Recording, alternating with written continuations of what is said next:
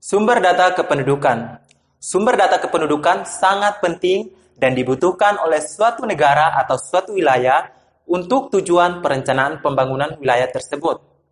Sumber data kependudukan sendiri artinya penghitungan, pencacahan, atau calculating jumlah data kependudukan suatu wilayah atau suatu negara dengan tujuan yang sama, yaitu untuk perencanaan pembangunan. Sumber data dibagi menjadi dua. Yang pertama, sumber data primer. Yang kedua, sumber data sekunder.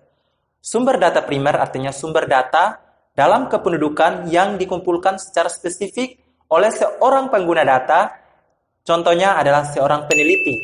Sedangkan sumber data sekunder adalah sumber data yang dikumpulkan oleh suatu lembaga, contohnya adalah Badan Pusat Statistik, tujuannya untuk mengumpulkan data jumlah kependudukan suatu wilayah atau suatu negara dengan tujuan masing-masing.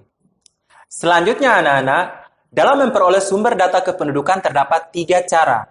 Yang pertama sensus penduduk, yang kedua survei penduduk, dan yang ketiga registrasi penduduk.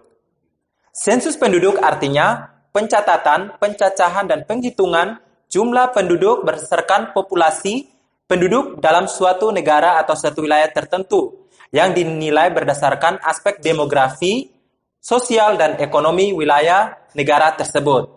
Sensus penduduk sendiri dinilai berdasarkan atau dilakukan berdasarkan 2 cara, secara de jure dan de facto. De jure artinya proses sensus penduduk dilakukan berdasarkan tempat tinggal asli penduduk tersebut berada. Contohnya, misalkan saya adalah penduduk asli Kota Malang. Ketika pemerintah melakukan sensus penduduk, maka saya akan dihitung sebagai penduduk asli Kota Malang secara de jure. Yang kedua adalah secara de facto. De facto artinya proses sensus penduduk yang dilakukan berdasarkan tempat di mana penduduk tersebut ditemukan. Misalkan saya adalah penduduk asli Kota Malang, tetapi ketika melakukan sensus penduduk, saya berada di Jogja dan melaksanakan perkuliahan, maka saya akan disensus secara de facto sebagai penduduk asli Jogja.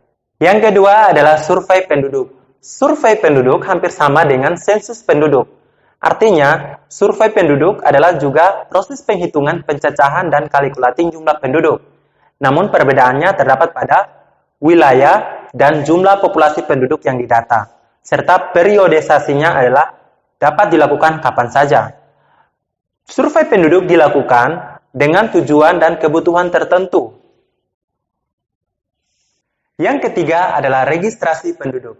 Registrasi penduduk sendiri hampir sama dengan sensus dan survei penduduk, yaitu mengumpulkan dan menghasilkan sumber data kependudukan. Perbedaannya, registrasi penduduk dilakukan oleh petugas pemerintahan.